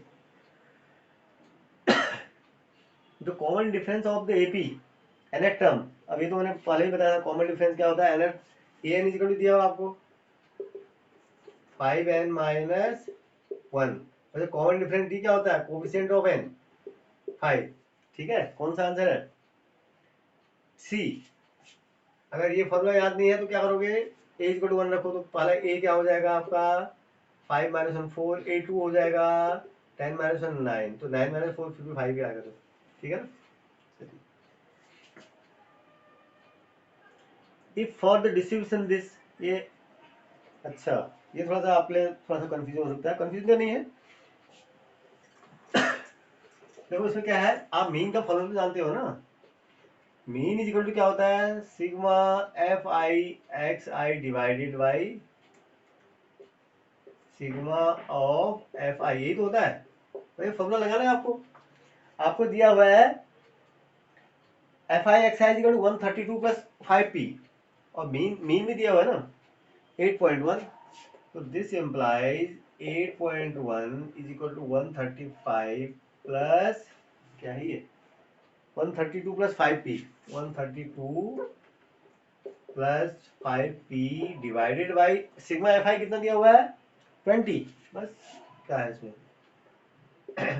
आपको p निकालना है, तो इसको क्या करोगे 162 हो गया है, ठीक है ना, is equal to 132 plus 5p, this implies 5p is equal to कितना हो गया बेटा 162 माइनस, ठीक है 30, तो this implies p is equal to 6, p is equal to 6 का मतलब आंसर इज योर बी, ठीक है, ठीक है। चलिए चलिए अब आते हैं 19 क्वेश्चन में, दो क्वेश्चन आपके यहाँ होंगे, केस स्टडी बेस्ड क्वेश्चन होंगे, ठीक है। अब केस स्टडी में क्वेश्चन में बता रहा आपको option A B C D कब देते हैं चलिए पहला पार्ट पढ़ते हैं 19 का, the distance of the point A B from the origin is A square plus B square, बिल्कुल ठीक बात है, ठीक है ना। पहला स्टेटमेंट एसेशन तो ट्रू है, एसेशन क्या है ट्रू है, ठीक है। फिर रीजन देखते हैं, the distance of the 2 point distance between 2 points a x1 y1 and b x2 y2 is given by x2 minus x1 का whole square plus y2 minus y1 का whole square, reason is also correct, reason बिल्कुल ठीक है, तो reason is assertion is true, reason is true. अब आपको देखना है क्या ये रीजन जो है करेक्टली एक्सप्लेन कर रहा है एसेशन को, बिल्कुल करेक्टली एक्सप्लेन कर रहा है, यही तो हमने फॉर्मूला लगाया था, तो correct answer is a, correct answer कौन सा है ए है, क्यों सब कुछ ठीक है ना, एसेशन भी ठीक है, रीजन भी ठीक है, और रीजन जो है करेक्टली एक्सप्लेन भी कर रहा है, वही तो फॉर्मूला हमने यूज किया वहां पर, तो आपका आंसर हो गया ए।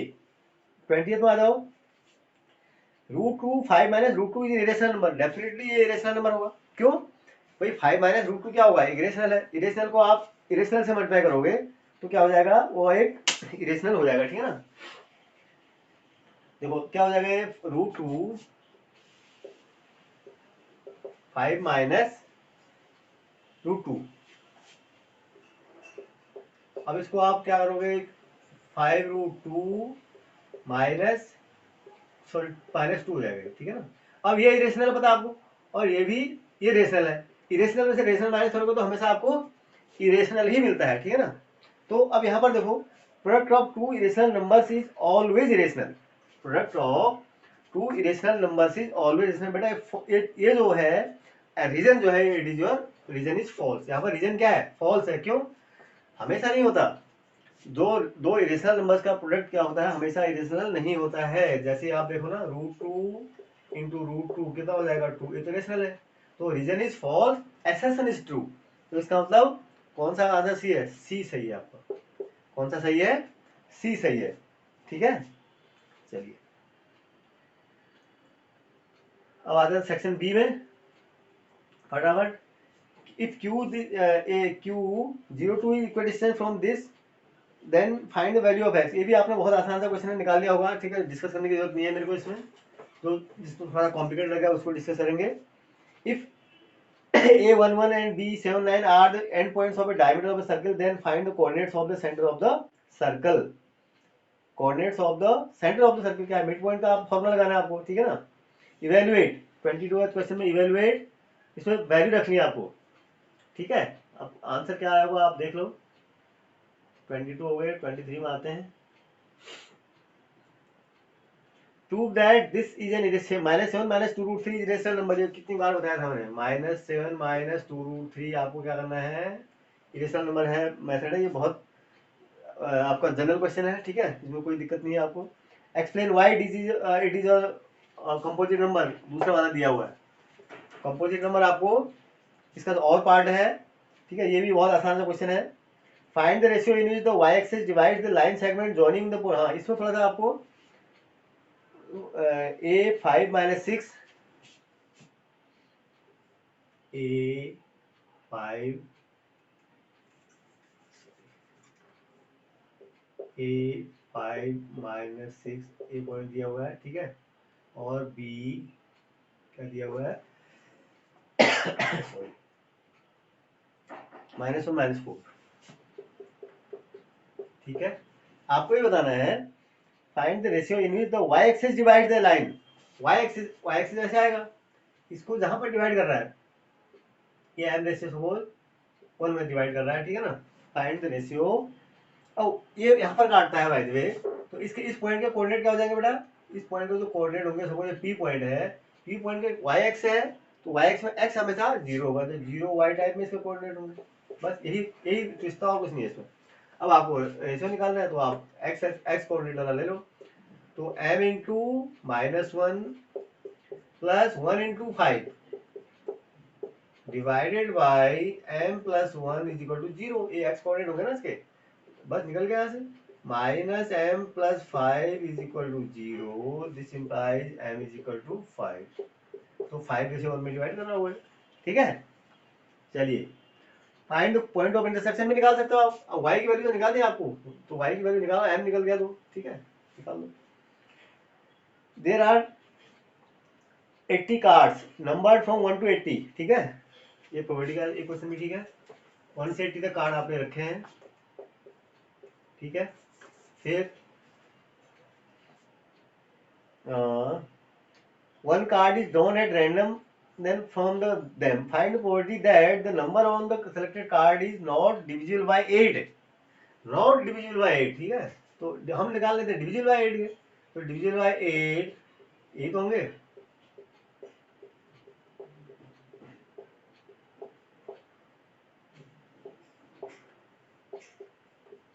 ये हो जाएंगे 1 2 3 4 5 6 7 8 9, 9 ही हो गए। अच्छा एक और आएगा मेरे पास,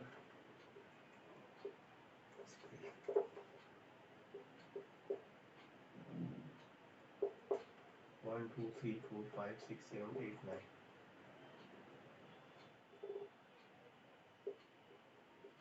ठीक है, कितने होंगे, तो आपको एक प्रोबेबिलिटी निकालना है कि 8 से डिविजिबल नहीं, पहले हम निकालते हैं p डिविजिबल बाय 8, क्या हो जाएगा बेटा, कितने 10/80, कोई 1 से 80 तक नंबर है, यानी 1/8, p नॉट डिविजिबल बाय 8, थोड़ा ध्यान देना, यहाँ पर ऐसे निकालना था, ठीक है ना, is equal to 1 minus this 7/8, ठीक है। चलिए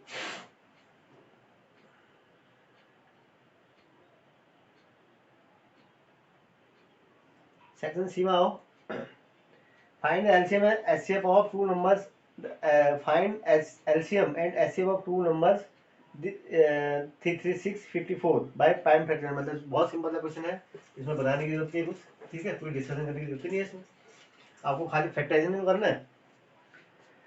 नेक्स्ट में आ जाओ, the altitude of a right triangle is 7 centimetre less than the base, if its hypotenuse 7 centimetre, then represent the above information in the form of quadratic equation.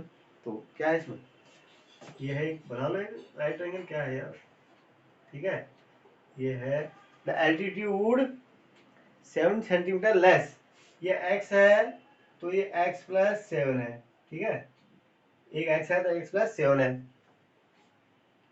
If it's hypotenuse 7 centimetre लो, अब hypotenuse कितना है 17, ठीक है। तो आपको क्या करना है इसमें, आपको पाइथागोरस थ्योरम लगानी है, x प्लस 7 का whole square plus x square is equal to 17 का स्क्वायर। यहाँ से आपकी इक्वल क्वालिटी इक्वेशन बन जाएगी। Find the length of the side of, यहाँ से x की वैल्यू भी निकल आएगी, ठीक है ना। चलिए, a vessel in the form of a hollow hemisphere surmounted by a hollow cylinder, the diameter and of the hemisphere is 14 centimeter and the total height of the vessel is 13 centimeter. Find the inner surface area of the vessel. तो इसमें क्या है, a vessel is in the form of a hollow hemisphere surmounted by a hollow cylinder, ठीक है। अच्छा, ये hollow cylinder है साहब, जो इसमें क्या है, एक हेमिस्फीयर लगाया है, ठीक है, ऐसे है, ठीक है, ये ऐसे कुछ बोतल है, ठीक है। और vessel is in the form of a hollow hemisphere surmounted by a hollow cylinder. The diameter of the hemisphere is 14 centimeter and the total height of the vessel is 13. तो हेमिस्फीयर का जो डायमीटर है वो 14 है, यानी radius कितना है 7, तो r is equal to 7 centimetre और टोटल हाइट कितनी है 13, तो यहाँ से यहाँ तक 7 है, तो इसका मतलब ये 6 सेंटीमीटर हो जाएगी, इसकी हाइट 6 सेंटीमीटर निकल गई, ठीक है। बस तो बस करना क्या है, find the inner surface area of the vessel. Inner surface area निकाल दिया आपको। इनर सरफेस एरिया का मतलब क्या हो गया, इसका कर्व सरफेस एरिया प्लस इसका कर्व सरफेस एरिया, तो C S A of cylinder plus C S A of hemisphere, निकाल लो। अब दोनों चीज पता तो है, इसका रेडियस भी पता है कितना है 7, इसका हाइट भी पता है, निकल जाएगा ना 2πr/h, और इसका क्या हो जाएगा 2πr², बस निकल गया, ठीक है। और वाला पार्ट में क्या था, और solid toy in the form of a hemisphere surmounted bye a right circular cone, the height of the cone is 2 centimetre and the diameter of the base is 4 centimetre, determine the volume of the toy. Hemisphere surmounted bye right circular cone, इसमें hemisphere के बजाय कोन रख दिया है cylinder के बजाय, ठीक है, ऐसे है ही, ठीक है, ये ऐसे है right circular cone, the height of the cone is 2 centimetre, ये 2 है यहाँ से यहाँ तक, ठीक है, 2 centimetre and the diameter of the base is 4 centimetre, यानी ये भी 2 है, ये भी 2 है, ठीक है ना, ये 2 है इसका मतलब, डायमीटर ऑफ द बेस 2 है, diameter volume of the toy निकालना है, क्या है वॉल्यूम इज इक्वल टू क्या हो जाएगा, volume of cone plus volume of hemisphere, इसका तो पता है ना, volume of pi r 1/3 pi are square plus 2/3 pi r cube, निकल गया। चलिए 20 कितना कर दिया हमने, कौन सा क्वेश्चन था, 28 हो गया ना, 29 में आते हैं। Find the zeros of the quadratic polynomial this and verify the relationship, जो जीरो निकाल दें और रिलेशनशिप वेरीफाई। रिलेशनशिप क्या होती है, अगर अल्फा बीटा जो जीरो होते हैं तो alpha plus beta is equal to minus B upon A and alpha beta is equal to C upon A, ये भी वेरीफाई आपको करना है साथ में। 5x² माइनस प्लस 3x-2, जो पी एक्स है 5x² प्लस 3x-2, ये पॉलिनोमियल दिया आपको, तो इसके जीरो निकालना है आपको, तो जीरो इज इक्वल टू, इसको आप जीरो पुट कर दो, तो कितना हो गया ये 5x² 10 plus 5x minus 2x-2 is equal to 0, this implies 5x common लोगे तो x प्लस 1 बचेगा, ठीक है, माइनस 2 कॉमन लोगे तो x plus 1 is equal to 0, this implies जो जीरो हो जाएंगे इसके क्या हो जाएंगे -1 एंड -2/5 माइनस प्लस होगा, ठीक है ना, ये हो जाएंगे। अब आपको क्या करना है, अब आपको देखना है कि -1 बाय इसका सम करो और ये वेरीफाई हो जाएगा अपने आप ही, ठीक है ना। और एक बार आपको इससे भी सम लेना है और इस फॉर्मूले से भी आपको वेरीफाई करना है, ठीक है। अब 30 तो आपका स्टैंडर्ड क्वेश्चन है, इसमें कोई कुछ करने की जरूरत ही नहीं है आपको। So that this is equal to prove करने वाला क्वेश्चन है। 31 में ट्रिग्नोमेट्री का क्वेश्चन है, थोड़ा सा लेंथी है लेकिन हो जाना चाहिए था, ठीक है ना, कोई दिक्कत नहीं है इसमें। 38 का बी पार्ट क्या है, बी पार्ट बहुत आसान दिया है इस बार। बी पार्ट में क्या है, बी पार्ट में आपको वैल्यू रख के पुट करनी थी, ठीक है। बी पार्ट में आपको वैसे प्रूफ नहीं करना था जैसे ऊपर वाला किया है। बी पार्ट में अगर cos a की वैल्यू रख रख के आपको प्रूफ करनी थी इसमें, ठीक है। cos a की वैल्यू अगर आपको पता हो तो आप tan a sin a सब निकाल सकते हो ना, वो रख के आपको वेरीफाई करना था, ठीक है ना। सेक्शन डी में आ जाओ। सेक्शन डी में क्या है बेटा, एक डेटा दिया हुआ है, consider the following distribution of hourly wages of 50 workers of A factory, find the mean and median of the average. बेटा मीन मीडियन तो आपके लिए भाई कोई मुश्किल काम नहीं है, ठीक है ना। कैलकुलेशन आप कर सकते हो आराम से। मीन आप स्टेप डेविएशन से भी निकाल सकते हो, ठीक है, शॉर्टकट मेथड से भी निकाल सकते हो, डायरेक्ट मेथड से भी निकाल सकते हो। मीडियन का आपको फॉर्मूला पता ही है, ठीक है ना। ठीक, चलिए अब आंसर क्या आएगा वो तो सॉल्व करोगे तब पता लगा, ठीक है। 39 40 में आ जाए।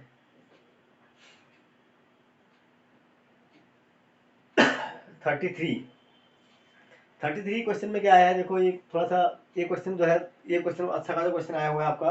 ये इस क्वेश्चन को आप लोगों ने मेरे ख्याल से अटेम्प्ट बेसिक में दिया हुआ है, इट्स थोड़ा सा डिफिकल्ट क्वेश्चन है, ठीक है। और ये किसी भी किताब में आपको आराम से मिल जाएगा, एनसीईआरटी क्वेश्चन में ये किताब है, ये एनसीईआरटी की बुक में ये क्वेश्चन दिया हुआ है, ठीक है। थोड़ा सा डेटा उसमें मेरे ख्याल से चेंज है, otherwise it has been given in the NCERT book, ठीक है ना। एनसीईआरटी क्वेश्चन का किताब है, मेरे ख्याल से सॉल्व एग्जाम्पल है, थोड़ा सा डेटा इसमें चेंज किया हुआ है, ठीक है। तो इसको आप लोगों ने कर लेना चाहिए था, ठीक है। बी पार्ट में देखो, prove that the parallelogram circle circle of is a rhombus, ये भी एक प्रूव करने वाला क्वेश्चन है, ठीक है। Also find the area of the rhombus with radius is, ये तो सब आपको कर ही लोगे इसमें।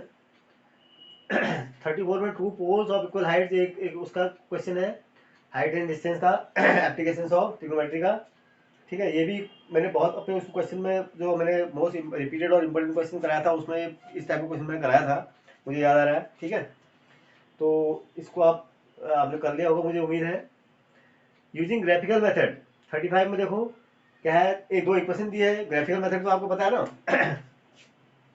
पहले एक टेबल बनाते हैं आप दोनों इक्वेशन के लिए, ठीक है। एक्स वाई तीन वैल्यू निकाल दो। इसी तरह के दूसरे टेबल में और एक ग्राफ खींचना था, ठीक है। एक ऐसे ऐसे जहां काट रहे हो वो आपकी वहां से एक्स की वाई की वैल्यू निकाल दी थी आपको, ठीक है। Sum of the digits of 2 digit number is 9, also 9 times, इसको इक्वेशन बना लो पहले भाई तो ठीक है। कैसे बनाओगे, सम ऑफ द क्या है, sum of the digits of 2 digit number is 9, यानी हमारा एक x plus Y is equal to कितना है 9 है, दोनों का डिजिट क्या है, ठीक है ना।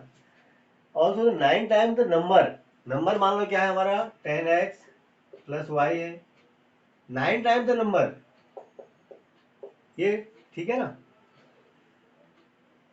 Operate reversing the this time क्या है, also 9 time this number is twice the number, twice the number obtained by, यानी 10y प्लस x, ये है इक्वेशन, ठीक है ना। फाइंड द नंबर, यहाँ से x और y की वैल्यू दो इक्वेशन बन जाएगी, एक इक्वेशन यहाँ से मिल जाएगी, एक यहाँ से, दोनों में x y की वैल्यू निकालो, नंबर निकल जाएगा, ठीक है। चलिए 30 में आ जाओ, अगले 36 में। 36 मतलब केस स्टडी का क्वेश्चन, ठीक है ना। थोड़ा सा इसमें देख लेते हैं क्या है। 36 में क्या है, while preparing, क्या ये preparing for competitive examination, Akhtar came across a matchstick pattern based on the question, pattern based question, the pattern is given below, ठीक है। एक पैटर्न दिया हुआ आपको, ऐसे जो दिया हुआ है, ऐसे कोई आपको पैटर्न दिया हुआ है ऐसे,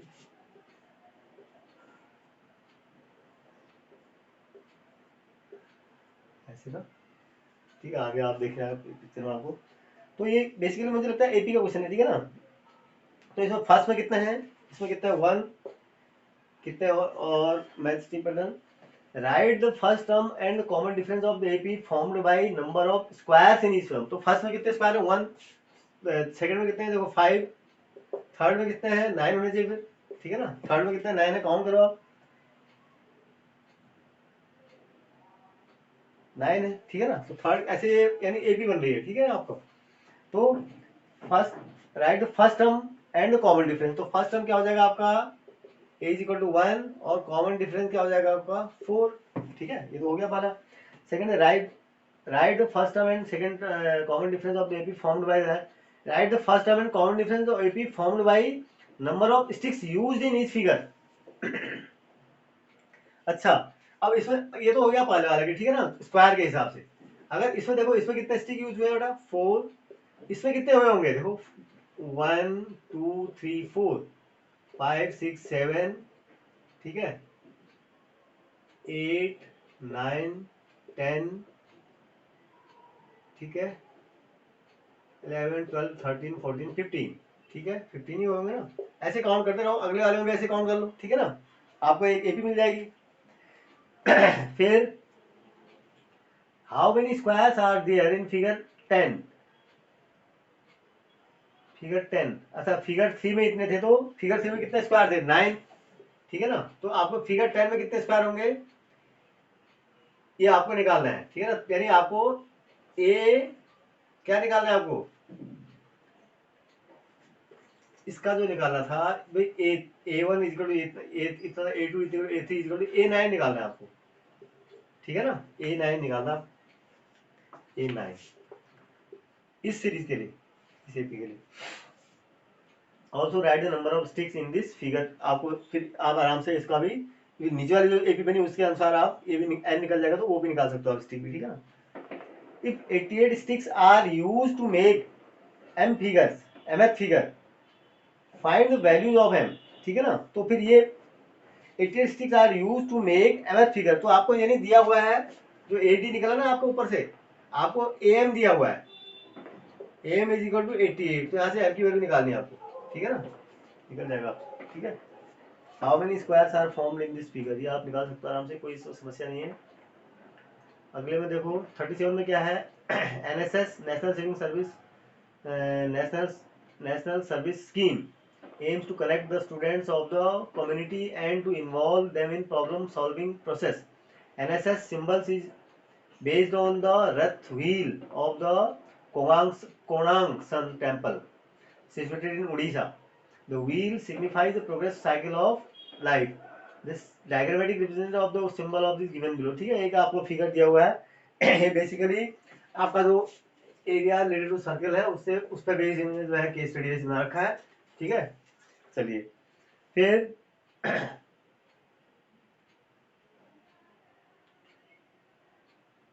अब आपने इसमें जो क्वेश्चन पूछे हैं इनको आंसर करना है आपको, ठीक है ना। तो find the observe the figure given above and diameters of inner circle are equally placed given OP is equal to, आपको अलग अलग डायमेंशन दी हुई है। Now you have to find the angle ROS, ठीक है, द पेरीमीटर ऑफ सेक्टर, ये सब आप निकाल लोगे, इसमें कोई ऐसे मुश्किल काम नहीं है, ठीक है। इससे आपको क्वेश्चन पिछले भी आ गया है और बहुत मुश्किल नहीं है। Find the area of shaded region ACB and line segment ACB, ठीक है ना। और नेक्स्ट में चले 38 में, ये तो आपका किससे आया हुआ है, ट्रायंगल वाले चैप्टर से क्वेश्चन है, ठीक है। 38 को क्वेश्चन है, ठीक है। ये बेसिकली आपका किससे आया हुआ है, ट्रायंगल से ना, ठीक है। The legs of the table are represented by the line segment ABC and CD intersecting at O join AC and BD, ठीक है। Considering tabletop is parallel to the ground, ठीक है, ये और ये पैरेलल है मतलब, ठीक है। तो क्या है बेटा इसमें आपको क्या लगानी है, आपको सिमिलरिटी की कंडीशन लगानी है आपको, ठीक है ना। If this triangle will be similar, ये ट्रायंगल क्या होगा इसके सिमिलर होगा, ठीक है ना। Prove that this is similar to this, ये प्रूव करना है, प्रूव ये फिर सारे आपके अपने आप ही प्रूव होते रहेंगे बीच में, ठीक है ना। चलिए, तो मुझे लगता है कि आगे जो पार्ट पढ़ेंगे वो भी कोई बहुत मुश्किल क्वेश्चन नहीं है इसमें, ठीक है। और मुझे उम्मीद है आप लोगों ने अच्छा किया होगा, ठीक है। इसके अभी सोल्यूशन तो अभी थोड़ा सा जल्दीबाजी में हम लोगों ने डिस्कस किया हुआ है, क्योंकि अभी इतना बहुत वीडियो बहुत लंबा रहता है और बच्चों को इतना देखने का टाइम भी नहीं होता, ठीक है। आगे हम इन क्वेश्चन को और भी अपने वीडियो में इनकॉर्पोरेट करेंगे फिर, ठीक है ना। चलिए मिलते हैं अगले वीडियो में। और अगले वीडियो में जाने से पहले, मिलने से पहले मैं आपको याद दिला दूं कि अगर आपको वीडियो अच्छी लगी तो आप चैनल को वीडियो को लाइक करें, शेयर करें और चैनल को सब्सक्राइब जरूर करें। ठीक है, थैंक यू।